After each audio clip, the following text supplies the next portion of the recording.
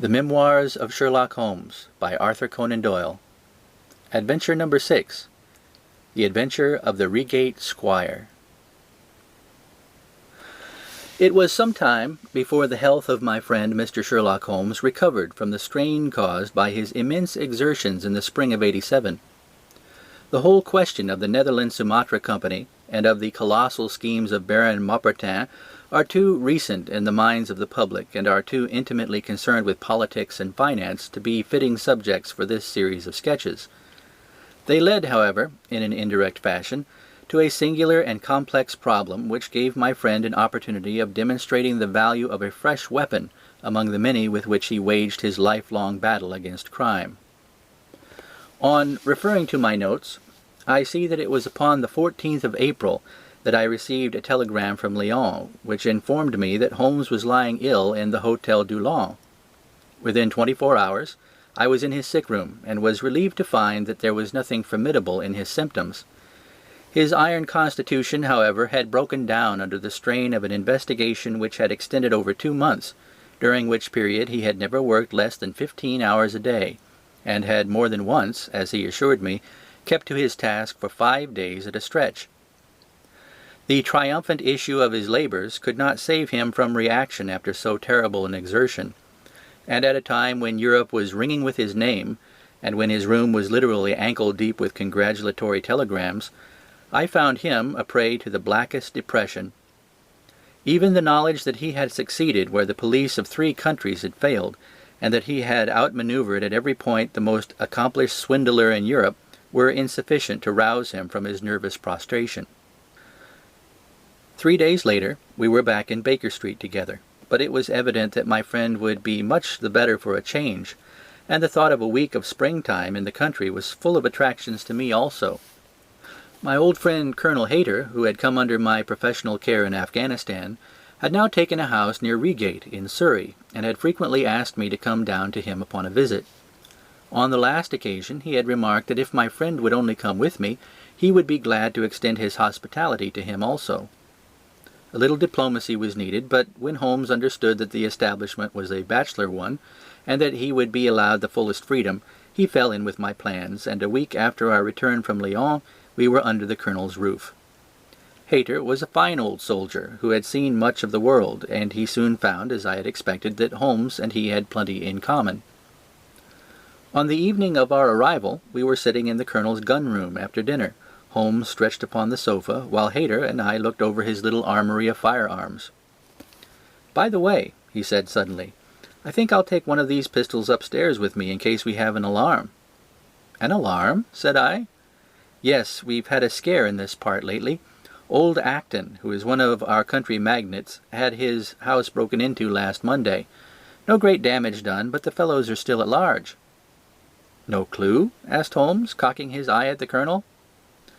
"None as yet, but the affair is a petty one of our little country crimes which must seem too small for your attention, Mr. Holmes, after this great international affair." Holmes waved away the compliment, though his smile showed that it had pleased him. "Was there any feature of interest?" "I fancy not.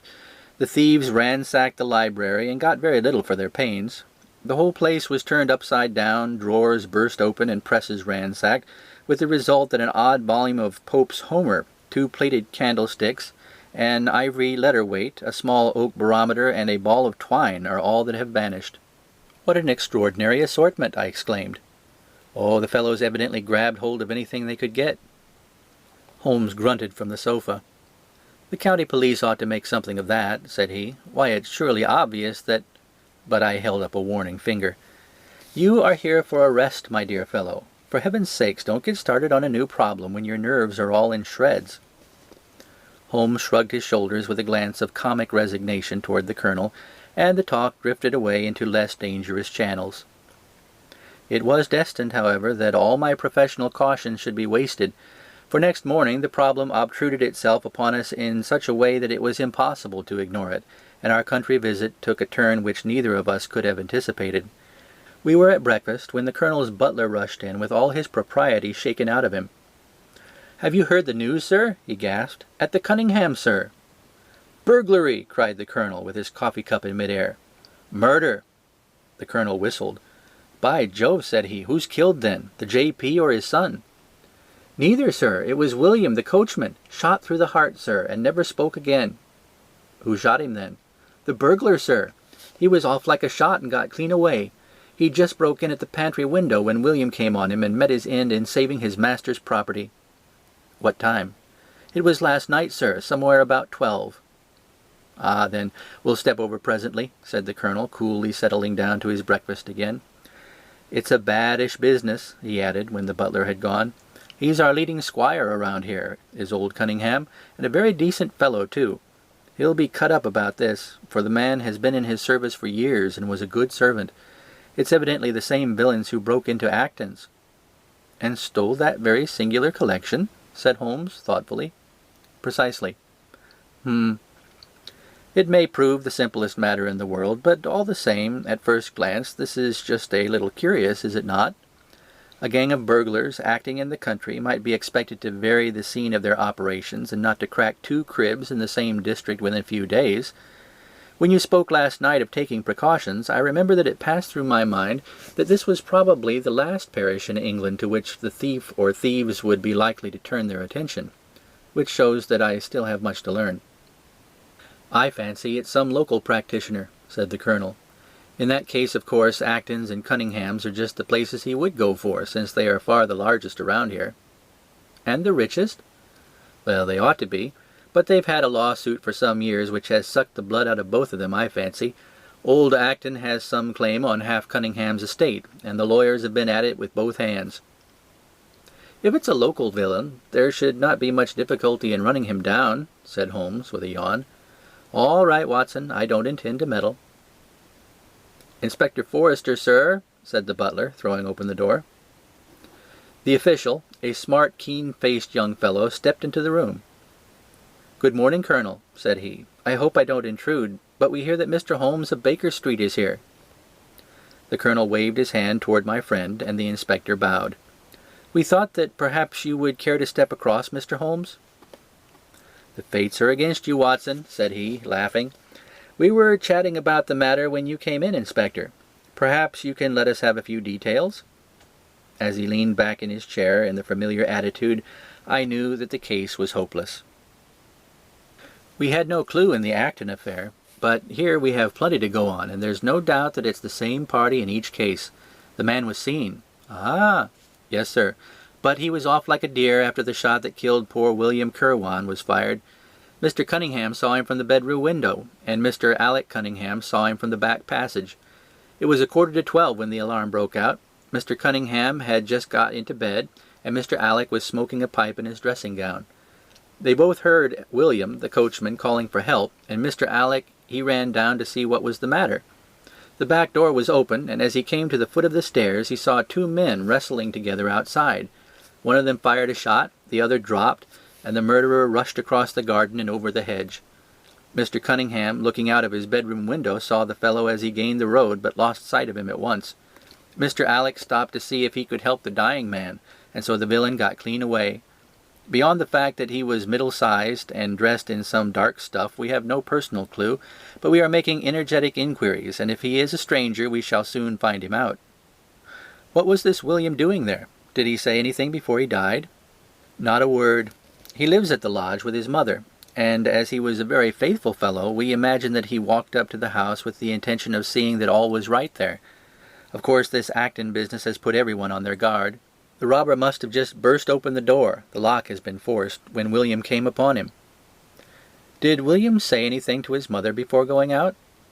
"She's very old and deaf, and we can get no information from her.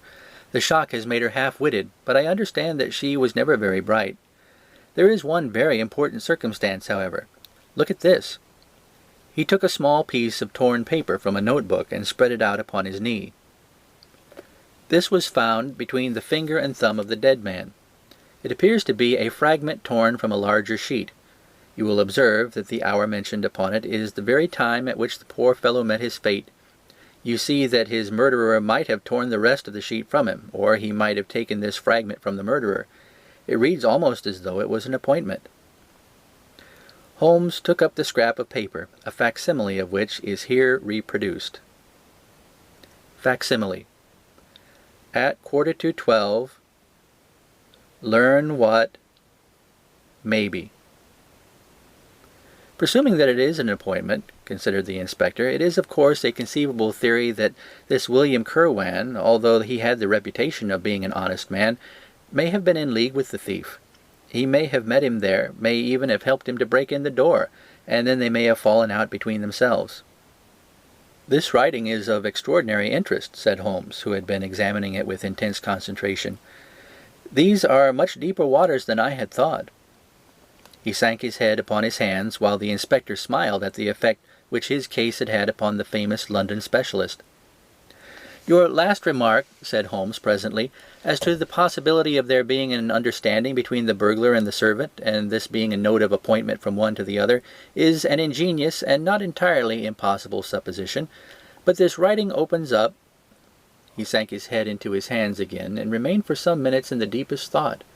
When he raised his face again, I was surprised to see that his cheek was tinged with color, and his eyes were as bright as before his illness. He sprang to his feet with all his old energy. "I'll tell you what," said he. "I should like to have a quiet little glance into the details of this case. There is something in it which fascinates me extremely. If you will permit me, Colonel, I will leave my friend Watson and you, and I will step around with the inspector to test the truth of one or two little fancies of mine. I will be with you again in half an hour." An hour and a half had elapsed before the inspector returned alone. "Mr. Holmes is walking up and down in the field outside," said he. "He wants us all four to go up to the house together." "To Mr. Cunningham's?" "Yes, sir." "What for?" The inspector shrugged his shoulders.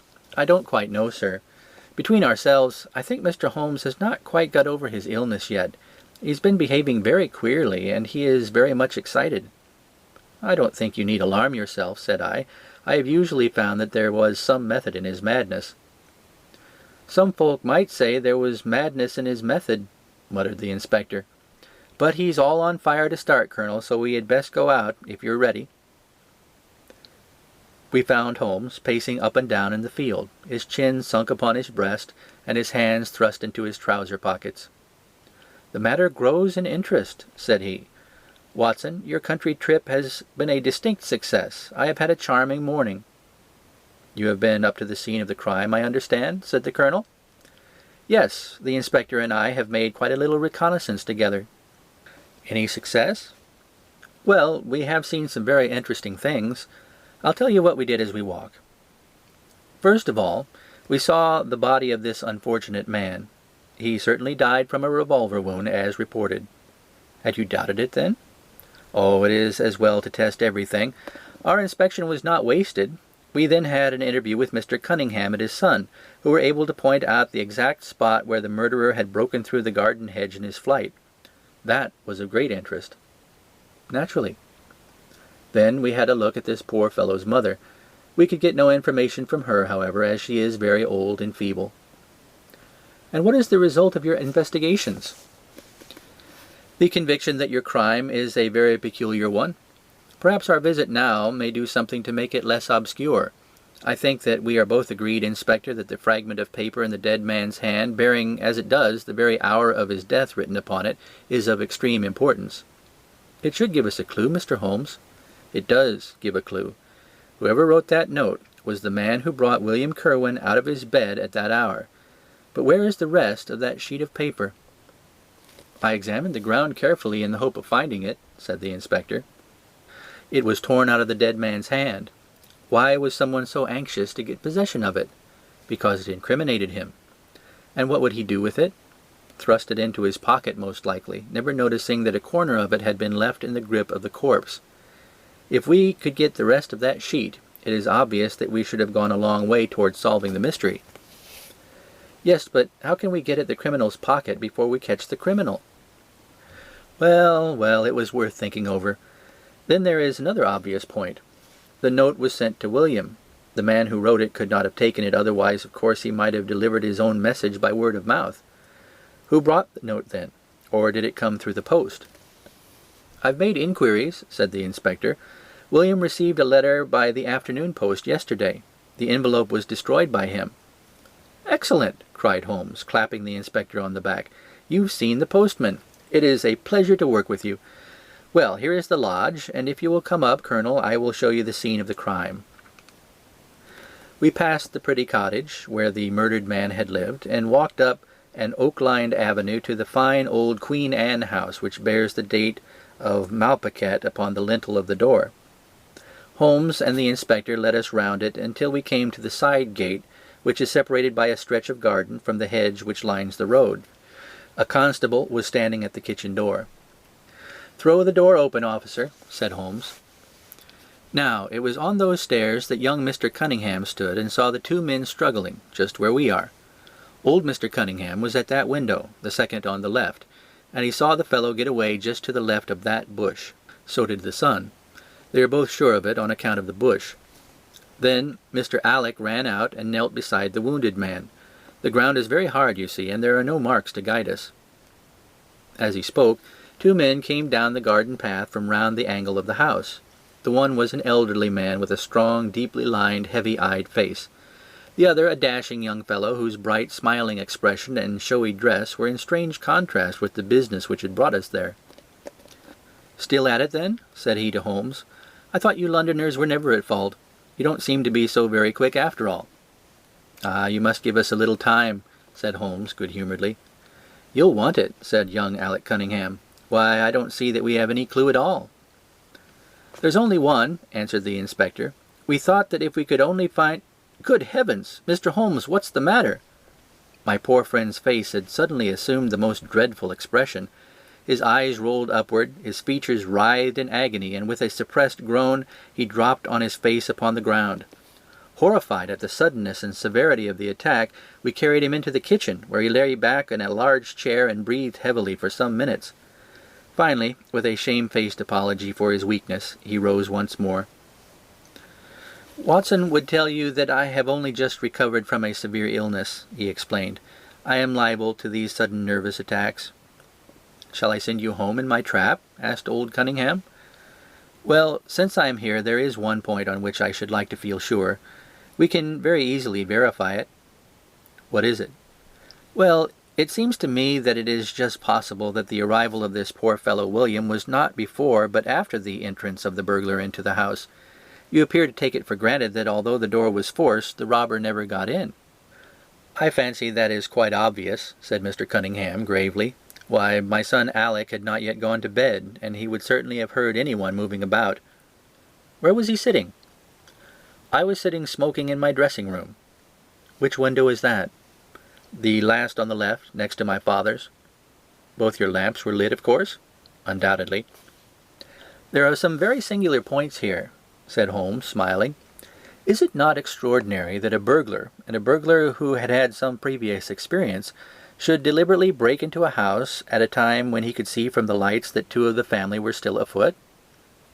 "He must have been a cool hand." "Well, of course, if the case were not an odd one, we should not have been driven to ask you for an explanation," said Mr. Alec. "But as to your idea that the man had robbed the house before William tackled him, I think that it is a most absurd notion. Shouldn't we have found the place disarranged and missed the things which he had taken?" "It depends on what the things were," said Holmes. "You must remember that we are dealing with a burglar who is a very peculiar fellow, and who appears to work on lines of his own. Look, for example, at the queer lot of things which he took from Acton's. What was it? A ball of string, a letter weight, and I don't know what other odds and ends." "Well, we are quite in your hands, Mr. Holmes," said old Cunningham. "Anything which you or the inspector may suggest will most certainly be done." "In the first place," said Holmes, "I should like you to offer a reward, coming from yourself, for the officials may take a little time before they would agree upon the sum, and these things cannot be done too promptly. I have jotted down the form here, if you would not mind signing it. £50 was quite enough, I thought." "I would willingly give 500, said the J.P., taking the slip of paper and the pencil which Holmes had handed to him. "This is not quite correct, however," he added, glancing over the document. "I wrote it rather hurriedly. You see, you begin, 'Whereas at about 1:45 on Tuesday morning an attempt was made,' and so on. It was at 11:45, as a matter of fact." I was pained at the mistake, for I knew how keenly Holmes would feel any slip of this kind. It was his specialty to be accurate as to fact, but his recent illness had shaken him, and this one little incident was enough to show me that he was still far from being himself. He was obviously embarrassed for an instant, while the inspector raised his eyebrows and Alec Cunningham burst into a laugh. The old gentleman corrected the mistake, however, and handed the paper back to Holmes. "Get it printed as soon as possible," he said. "I think your idea is an excellent one." Holmes put the slip of paper carefully away in his pocketbook. "And now," said he, "it would really be a good thing that we should all go over the house together and make certain that this rather erratic burglar did not, after all, carry anything away with him." Before entering, Holmes made an examination of the door, which had been forced. It was evident that a chisel or strong knife had been thrust in, and the lock forced back with it.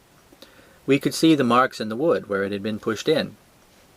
"You don't use bars, then?" he asked. "We have never found it necessary." "You don't keep a dog?" "Yes, but he is chained on the other side of the house." "When do the servants go to bed?" "About 10. I understand that William was usually in bed also at that hour." "Yes." "It is singular that on this particular night he should have been up. Now, I should be very glad if you would have the kindness to show us over the house, Mr. Cunningham." A stone-flagged passage, with the kitchens branching away from it, led by a wooden staircase directly to the first floor of the house. It came out upon the landing opposite to a second, more ornamental stair, which led up from the front hall. Out of this landing opened the drawing-room, and several bedrooms, including those of Mr. Cunningham and his son. Holmes walked slowly, taking keen note of the architecture of the house. I could tell from his expression that he was on a hot scent, and yet I could not in the least imagine in what direction his inferences were leading him. "My good sir," said Mr. Cunningham with some impatience, "this is surely very unnecessary. That is my room at the end of the stairs, and my son's is the one beyond it. I leave it to your judgment whether it was possible for the thief to have come up here without disturbing us." "You must try round and get on a fresh scent, I fancy," said the son with a rather malicious smile. "Still, I must ask you to humour me a little further. I should like, for example, to see how far the windows of the bedrooms command the front. This, I understand, is your son's room." He pushed open the door. "And that, I presume, is the dressing-room in which he sat smoking when the alarm was given. Where does the window of that look out to?" He stepped across the bedroom, pushed open the door, and glanced round the other chamber. "I hope you are satisfied now," said Mr. Cunningham testily. "Thank you. I think I have seen all that I wished." "Then, if it is really necessary, we can go into my room." "If it's not too much trouble." The J.P. shrugged his shoulders and led the way into his own chamber, which was a plainly furnished and commonplace room. As we moved across it in the direction of the window, Holmes fell back until he and I were the last in the group. Near the foot of the bed was a small square table, on which stood a dish of oranges and a carafe of water. As we passed it, Holmes, to my unutterable astonishment, leaned over in front of me and deliberately knocked the whole thing over. The glass smashed into 1,000 pieces, and the fruit rolled about into every corner of the room. "You done it now, Watson," said he coolly. "A pretty mess you've made of the carpet." I stooped in some confusion, and began to pick up the fruit, understanding that for some reason my companion desired me to take the blame upon myself. The others did the same, and set the table on its legs again. "Hello," said the inspector, "where's he got to?" Holmes had disappeared. "Wait here an instant," said young Alec Cunningham. "The fellow's off his head, in my opinion. Come with me, father, and see where he's got to." They rushed out of the room, leaving the inspector, the colonel, and me staring at each other. "'Pon my word, I am inclined to agree with Mr. Alec," said the official. "It may be the effect of this illness, but it seems to me that—" His words were cut short by a sudden scream of "Help! Help! Murder!" With a thrill, I recognized the voice as that of my friend. I rushed madly from the room onto the landing. The cries, which had sunk down into a hoarse, inarticulate shouting, came from the room which we had first visited. I dashed in, and on into the dressing-room beyond.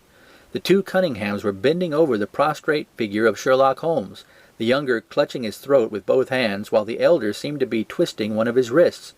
In an instant the three of us had torn them away from him, and Holmes staggered to his feet, very pale and evidently greatly exhausted. "Arrest these men, Inspector," he gasped. "On what charge?" "That of murdering their coachman, William Kirwan." The inspector stared about him in bewilderment.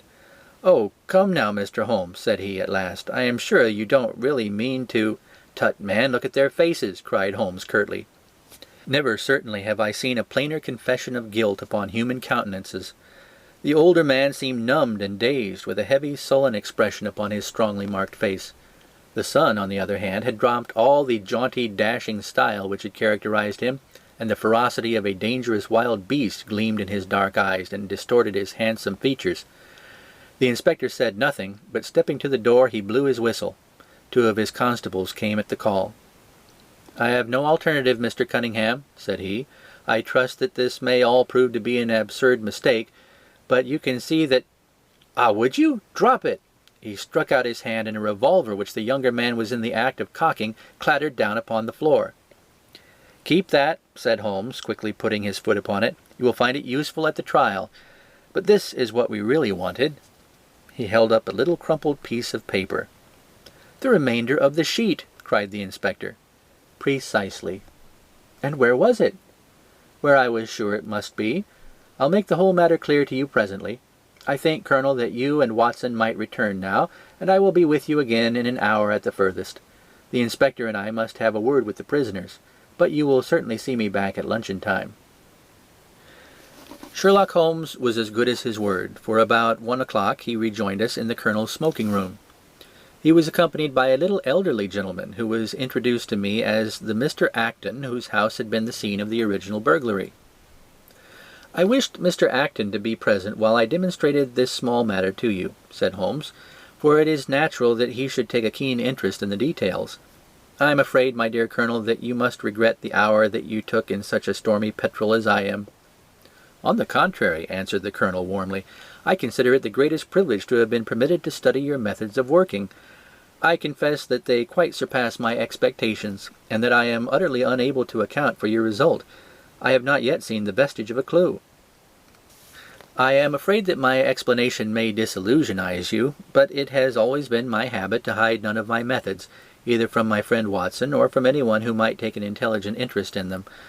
But first, as I am rather shaken by the knocking about which I had in the dressing-room, I think that I shall help myself to a dash of your brandy, Colonel.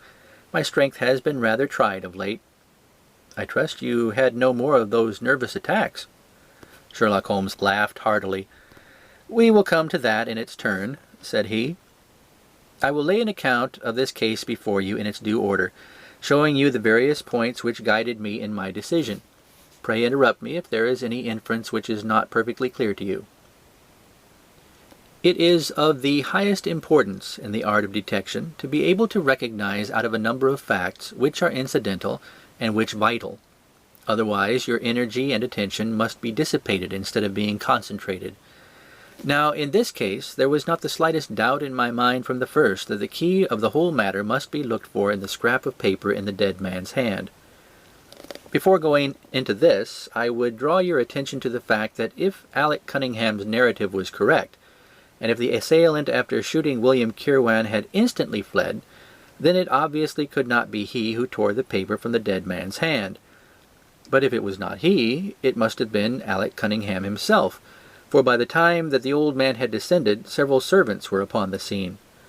The point is a simple one, but the inspector had overlooked it because he had started with the supposition that these country magnates had had nothing to do with the matter. Now, I make a point of never having any prejudices, and of following docilely wherever fact may lead me, and so in the very first stage of the investigation I found myself looking a little askance at the part which had been played by Mr. Alec Cunningham. And now I made a very careful examination of the corner of paper which the inspector had submitted to us. It was at once clear to me that it formed part of a very remarkable document. Here it is. Do you not now observe something very suggestive about it? "It has a very irregular look," said the Colonel. "My dear sir," cried Holmes, "there cannot be the least doubt in the world that it has been written by two persons doing alternate words. When I draw your attention to the strong T's of at and to to, and ask you to compare them with the weak ones of quarter and 12, you will instantly recognize this fact. A very brief analysis of those four words would enable you to say with the utmost confidence that the learn and the maybe are written in the stronger hand and the what in the weaker." "By Jove, it's as clear as day," cried the Colonel. Why on earth should two men write a letter in such a fashion?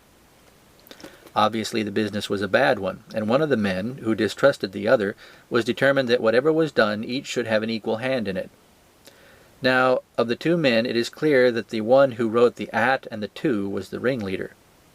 How do you get at that? We might deduce it from the mere character of the one hand as compared with the other, but we have more assured reasons than that for supposing it. If you examine this scrap with attention, you will come to the conclusion that the man with the stronger hand wrote all the words first, leaving blanks for the other to fill up. These blanks were not always sufficient, and you can see that the second man had a squeeze to fit his quarter in between the at and the to, showing that the latter were already written. The man who wrote all the words first is undoubtedly the man who planned the affair. "Excellent!" cried Mr. Acton. "But very superficial," said Holmes. We come now, however, to a point which is of importance. You may not be aware that the deduction of a man's age from his writing is one which has been brought to considerable accuracy by experts. In normal cases, one can place a man in his true decade with tolerable confidence. I say normal cases because ill health and physical weakness reproduce the signs of old age even when the invalid is a youth. In this case, looking at the bold, strong hand of the one and the rather broken-backed appearance of the other, which still retains its legibility, although the T's have begun to lose their crossings, we can say that the one was a young man and the other was advanced in years without being positively decrepit. "Excellent!" cried Mr. Acton again. There is a further point, however, which is subtler and of greater interest. There is something in common between these hands. They belong to men who are blood relatives. It may be most obvious to you in the Greek E's, but to me there are many small points which indicate the same thing. I have no doubt at all that a family mannerism can be traced in these two specimens of writing. I am only, of course, giving you the leading results now of my examination of the paper. There were 23 other deductions which would be of more interest to experts than to you. They all tended to deepen the impression upon my mind that the Cunninghams, father and son, had written this letter. Having got so far, my next step was, of course, to examine into the details of the crime and to see how far they would help us. I went up to the house with the inspector and saw all that was to be seen. The wound upon the dead man was, as I was able to determine with absolute confidence, fired from a revolver at the distance of something over 4 yards. There was no powder blackening on the clothes. Evidently, therefore, Alec Cunningham had lied when he said that the two men were struggling when the shot was fired. Again, both father and son agreed as to the place where the man escaped into the road. At that point, however, as it happens, there is a broadish ditch, moist at the bottom. As there were no indications of boot marks about this ditch, I was absolutely sure not only that the Cunninghams had again lied, but that there had never been any unknown man upon the scene at all. And now I had to consider the motive of this singular crime. To get at this, I endeavoured first of all to solve the reason of the original burglary at Mr. Acton's. I understood from something which the Colonel told us that a lawsuit had been going on between you, Mr. Acton, and the Cunninghams. Of course, it instantly occurred to me that they had broken into your library with the intention of getting at some document which might be of importance in the case. "Precisely so," said Mr. Acton. "There can be no possible doubt as to their intentions. I have the clearest claim upon half their present estate, and if they could have found a single paper, which fortunately was in the strong box of my solicitors, they would undoubtedly have crippled our case." "There you are," said Holmes, smiling. "It was a dangerous, reckless attempt in which I seemed to trace the influence of young Alec. Having found nothing, they tried to divert suspicion by making it appear to be an ordinary burglary, to which end they carried off whatever they could lay their hands upon. That is all clear enough, but there was much that was still obscure. What I wanted above all was to get the missing part of that note. I was certain that Alec had torn it out of the dead man's hand, and almost certain that he must have thrust it into the pocket of his dressing-gown. Where else could he have put it? The only question was whether it was still there. It was worth an effort to find out, and for that object we all went to the house. The Cunninghams joined us, as you doubtless remember, outside the kitchen door. It was, of course, of the very first importance that they should not be reminded of the existence of this paper, otherwise they would naturally destroy it without delay. The inspector was about to tell them the importance which we attached to it, when, by the luckiest chance in the world, I tumbled down in a sort of a fit, and so changed the conversation. "Good heavens!" cried the Colonel, laughing. "Do you mean to say that all our sympathy was wasted in your fit and imposture?" "Speaking professionally, it was admirably done," cried I, looking in amazement at this man who was for ever confounding me with some new phase of his astuteness. "It is an art which is often useful," said he. "When I recovered, I managed by a device which had perhaps some little merit of ingenuity to get old Cunningham to write the word 12, so that I might compare it with the 12 upon the paper." "Oh, what an ass I have been!" I exclaimed. "I could see that you were commiserating with me over my weakness," said Holmes, laughing. "I was sorry to cause you the sympathetic pain which I know that you felt." We then went upstairs together, and having entered the room and seen the dressing-gown hanging up behind the door, I contrived, by upsetting a table, to engage their attention for the moment, and slipped back to examine the pockets.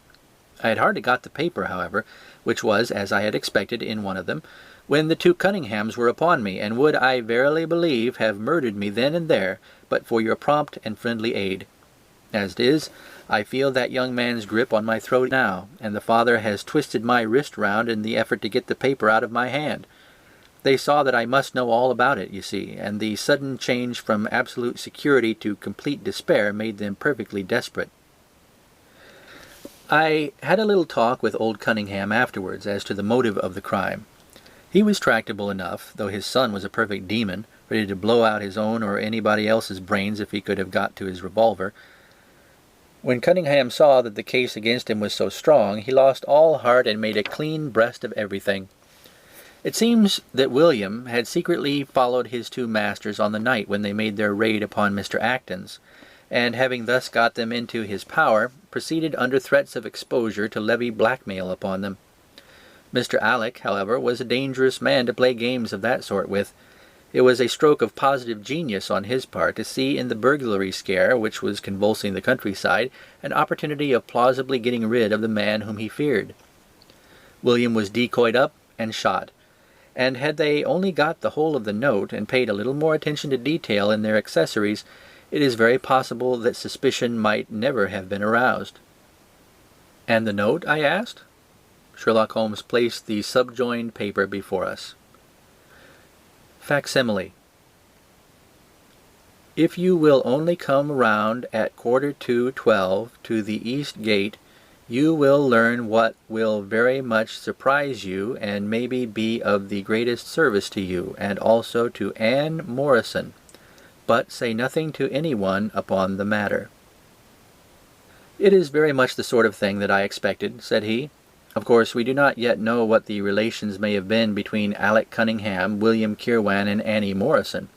The result shows that the trap was skilfully baited. I am sure that you cannot fail to be delighted in the traces of heredity shown in the P's and the tails of the G's. The absence of the I dots in the old man's writing is also most characteristic. Watson, I think our quiet rest in the country has been a distinct success, and I shall certainly return much invigorated to Baker Street tomorrow." End of Adventure 6.